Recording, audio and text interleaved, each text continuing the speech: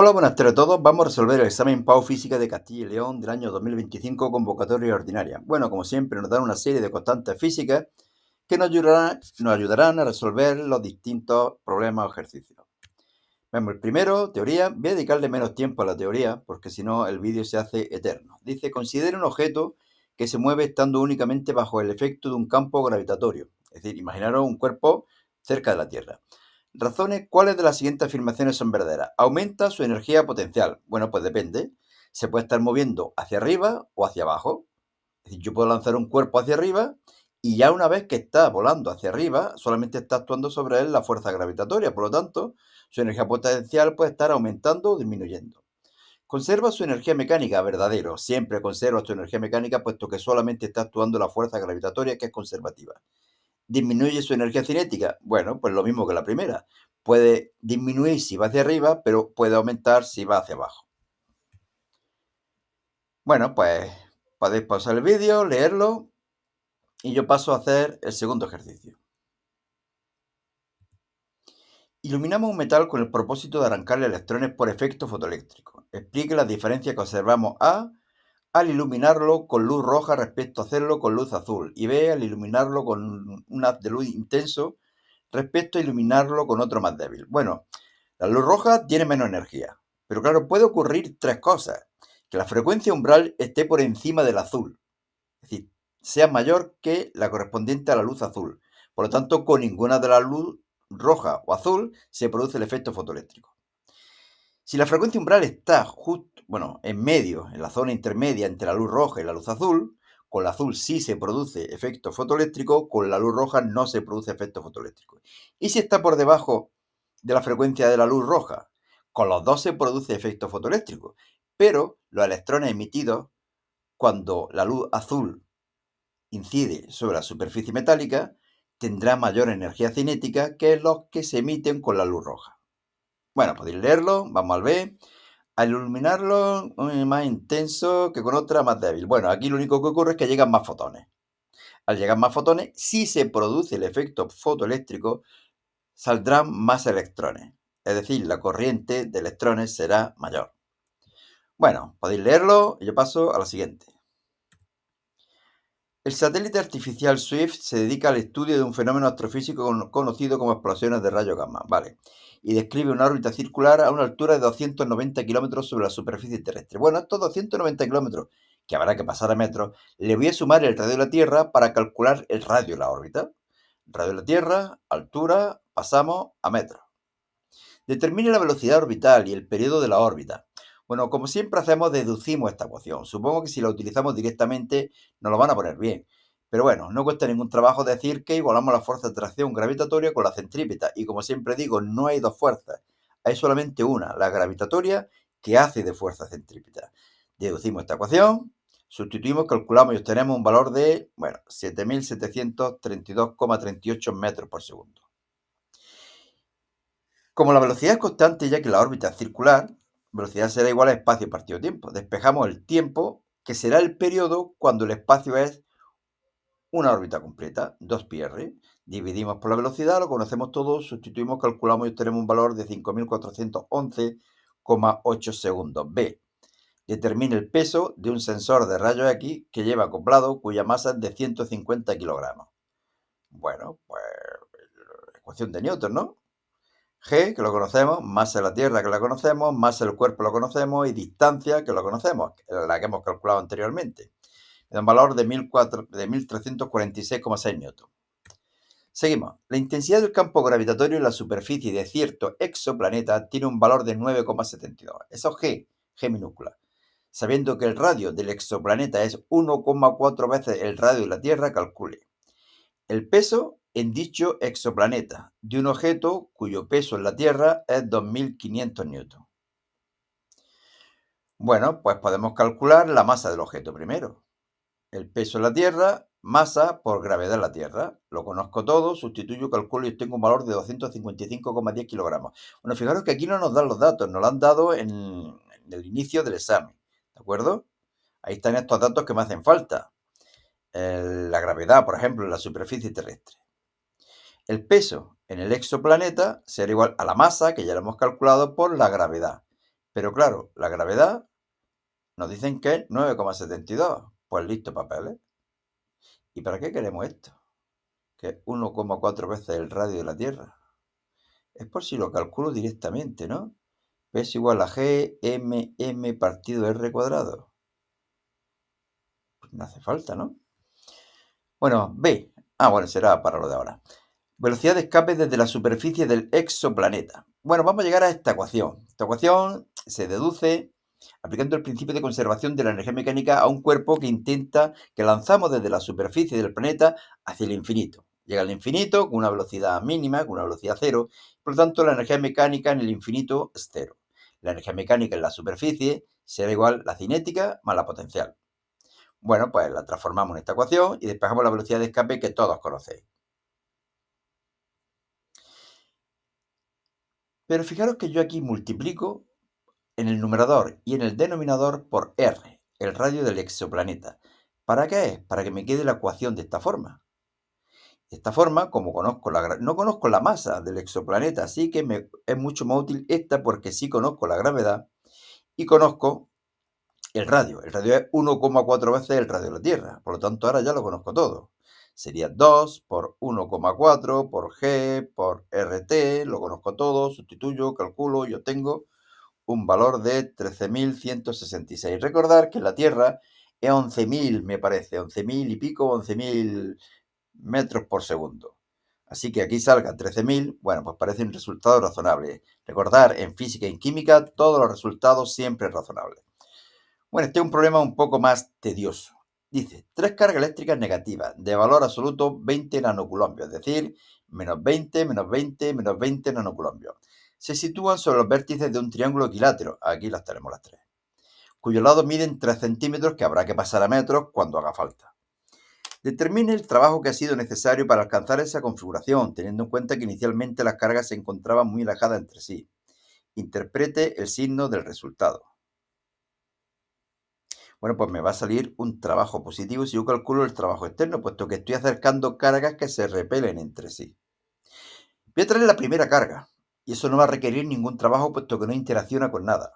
Pero cuando traiga la segunda, sí hay una fuerza de repulsión y por lo tanto habrá un incremento de energía potencial. Ese incremento de energía potencial será igual al trabajo que yo efectúo. Y por último, traigo una tercera carga que interaccionará con las dos primeras. Vamos a verlo aquí paso a paso. Si queréis pausar el vídeo, leer lo que he dicho hasta ahora y empezamos a resolver el ejercicio. Como ya digo, el trabajo para traer la primera carga será cero. El trabajo para traer la segunda carga será igual al incremento de energía potencial, es decir, la segunda carga por el potencial que crea en ese punto la primera carga. Q2, K, Q1, R1, lo que es lo mismo. Fijaros que esto es la energía potencial, puesto que la energía potencial inicial es cero, esto sería la energía potencial final. Y aquí lo conozco todo. Q2 es negativo, menos 20 nanoculombios, K, Q1 lo mismo, y R1 0,03 metros. Valor total 1,2 por 10 elevado a menos 4. Como decía, tiene que salir positivo. Trabajo 3, voy a traer la tercera carga. Y la tercera carga es igual el trabajo igual al incremento de energía potencial Q3 por el potencial creado por las cargas 1 y 2. Q3, y ahora como el potencial creado por la carga 1 es igual que el potencial creado por la carga 2, pues multiplico 2 por K Q1 R1. Q3, el 2, K, Q1 y R1. Me da un valor de 2,4 por 10 elevado a menos 4. La suma de estos tres trabajos me dará 3,6 por 10 elevado a menos 4 julio. Valor positivo, puesto que es lógico que me cuesta trabajo acercar cargas del mismo signo ya que se repelen entre ellas. B. Calcule el módulo de la fuerza que experimenta cada una de las cargas por acción de la otra y realice un esquema ilustrativo en el que se muestren las fuerzas sobre cada una. ¿Es coherente este esquema con el resultado obtenido en el apartado anterior? Vamos a verlo aquí, el esquema. Son cargas del mismo signo, por lo tanto son todas fuerzas repulsivas. Esta fuerza es con la que repele esta carga a la de la parte superior. Esta de aquí, la que la repele, la carga inferior derecha. Pero fijaros que las componentes horizontales, tal como está dibujado, se van a anular. Yo solamente tenía que calcular la componente vertical y multiplicar por 2. O utilizar una ecuación que hay por ahí para sumar vectores que forman un cierto ángulo. Por ejemplo, si esta fuera f sub 1 y esta fuera f sub 2, f sería igual a la raíz cuadrada de f sub 1 al cuadrado más f sub 2 al cuadrado más 2 f sub 1, f sub 2, coseno del ángulo que forman, que en este caso sería 60. Y eso es lo que he utilizado. Lo digo porque, claro, esta no la quiero llamar vertical, pero ¿y si no es vertical? ¿Y si el triángulo está girado? No nos están diciendo nada de la posición del triángulo. Por lo tanto, yo lo que hago aquí es hacer lo que acabo de comentar. Fuerza de interacción de la carga 1 y 2. K, valor absoluto. Estoy calculando módulos, ¿eh? Valor absoluto de Q1, valor absoluto de Q2, distancia al cuadrado, la 0,03. Lo conozco todo, sustituyo, calculo y obtengo un valor de 4 por 10 elevado a menos 3. Pero es que la otra fuerza también va a valer 4 por 10 elevado a menos 3. Y por lo tanto, la fuerza total que se ejerce sobre una de las tres cargas será igual a esto de aquí. A una al cuadrado más la otra al cuadrado más 2 por f sub 1, f sub 2 coseno de 60. Aquí lo tenemos. F sub 1 al cuadrado más f sub 2 al cuadrado, como son iguales, será igual a 2 f sub 1 al cuadrado. Y aquí tendríamos ahora 2 f sub 1 al cuadrado, puesto que son iguales, coseno de 60. Pero es que coseno de 60 es 0,5. 0,5 por 2 es 1. Es decir, que aquí tendría 2 f sub 1 al cuadrado más f sub 1 al cuadrado, que es 3 f sub 1 al cuadrado. Pues lo mismo, raíz de 3, f sub 1. Raíz de 3, f sub 1. Solución final. Y si es coherente este resultado, porque cada carga sufre una fuerza de repulsión que lo que hace es que sea espontáneo el alejamiento de las cargas hasta el infinito. O lo que es lo mismo, hay que gastar energía para acercarlas. Seguimos. Consideremos una bobina de 200 espiras circulares de 5 centímetros de radio. Por lo tanto, la superficie sería pi r cuadrado, pi por 0,05 al cuadrado. Situada en un plano horizontal. Ahora veremos un esquema. Un campo magnético uniforme de 2 por 10 elevado a menos 6 teslas atraviesa de abajo hacia arriba la bobina, formando un ángulo de 30 grados con la vertical.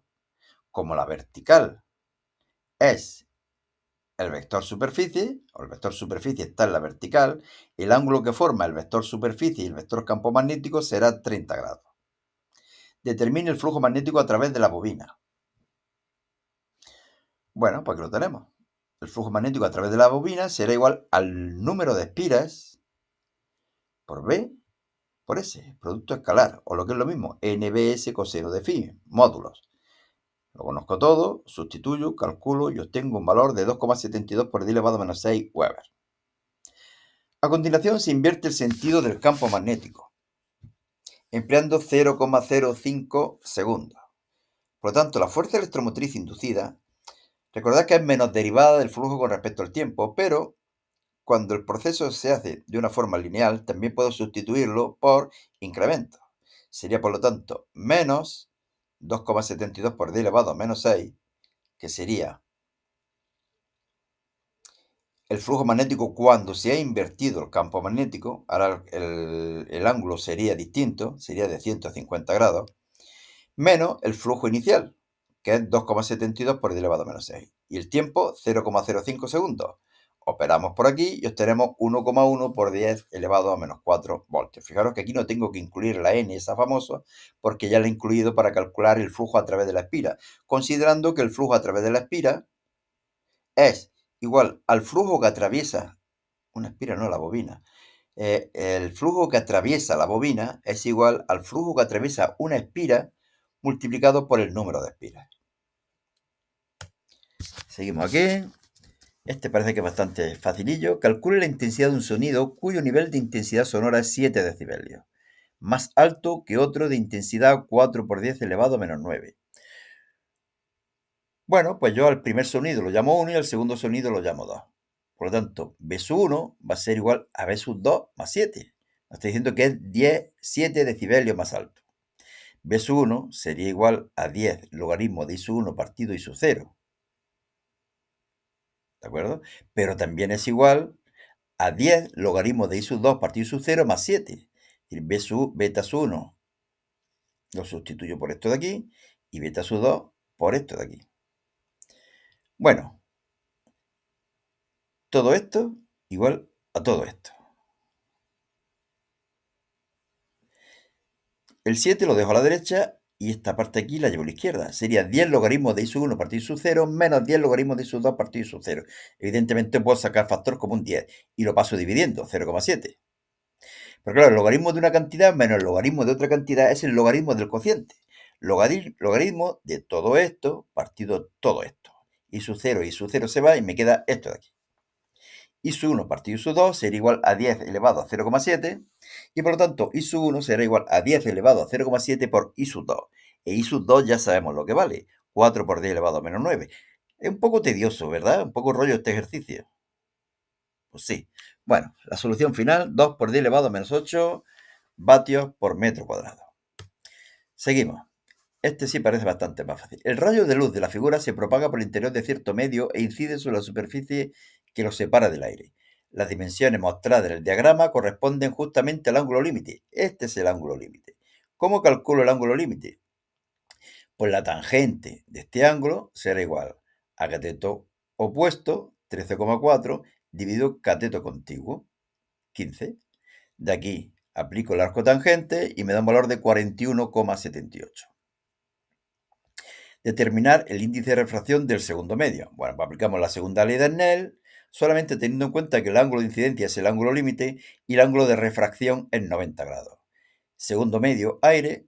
Primer medio, el que no conocemos. De aquí despejo el índice de refracción de ese medio y me da un valor de 1,5. Recordar, siempre resultados razonables. Índice de refracción de diferentes medios siempre mayor que 1 y sí, casi siempre 1 y pico. 1 y pico, como mucho 2 y pico en el diamante y pocas sustancias más. La ecuación de una onda armónica que se propaga en una cuerda es esta de aquí. 0,1 seno de bla bla bla. Yo lo que voy a hacer va a ser meter pi dentro del paréntesis para que se parezca a la ecuación general de una onda. Fijaros que aquí ya lo tengo metido. Tengo pi aquí y por lo tanto la amplitud es 0,1 metro, k es 0,8 pi y omega es 0,8 pi. Hola, lo mismo, extraordinario. Sí.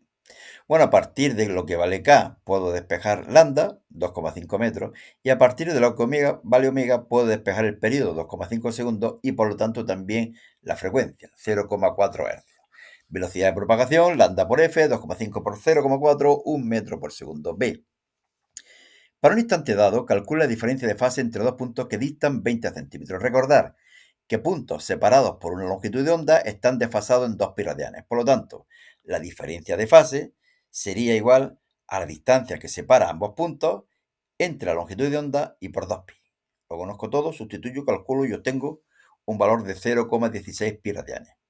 También nos piden calcular la diferencia de fase para un punto, pero entre dos instantes distintos, separados por un intervalo de 0,1 segundo. Recordar que intervalos separados por un periodo estarán desfasados en 2 pi radianes. Por lo tanto, lo único que hago para calcular el desfase es igual a la diferencia de tiempo, el intervalo de tiempo, entre el periodo por 2 pi. Lo conozco y obtengo un valor de 0,08 pi radianes.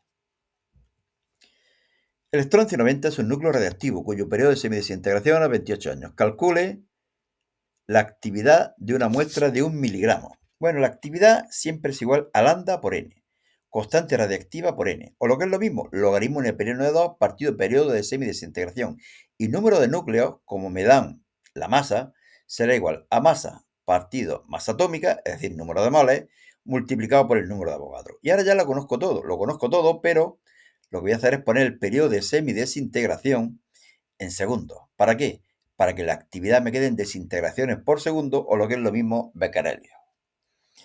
B. Tiempo necesario para que la anterior muestra se reduzca a 0,15 miligramos. Bueno, esta ecuación se puede expresar en función de la masa, del número de núcleo n y de la actividad A. Evidentemente aquí me interesa hacerlo utilizando la masa. Bueno, pues aquí voy operando hasta que despejo el tiempo.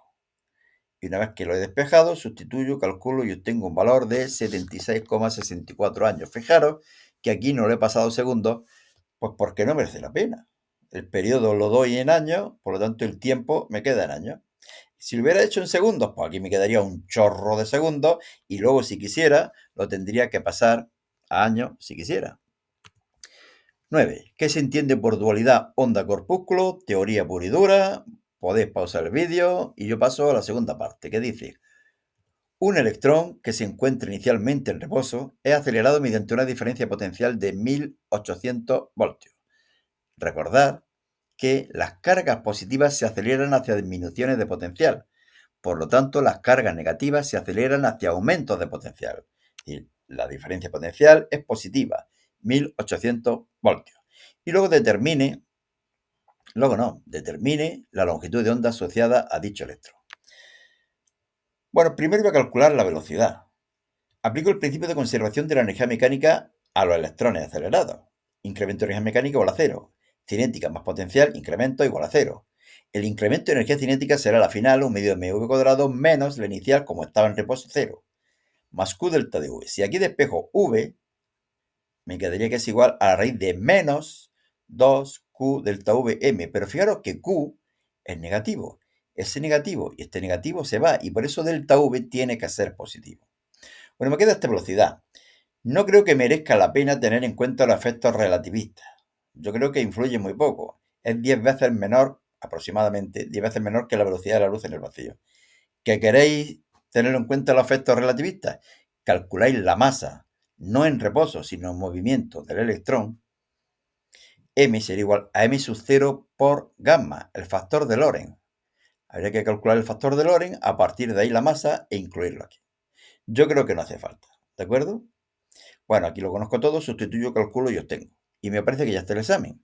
Solamente deciros que en este blog, selectividadjosecuenca.blogspot.com, podéis encontrar en formato PDF todos los exámenes que estamos colocando en el canal. Además, si hay cualquier error en la resolución del examen, es muy fácil arreglarlo en un blog, mientras que en un vídeo tendría que grabar otro vídeo como este. Fijaros que aquí ya tenemos el del año 2024. Por eso digo que están todos los exámenes uno detrás de otro en el blog. Bueno, pues nada más. Suerte y hasta otra.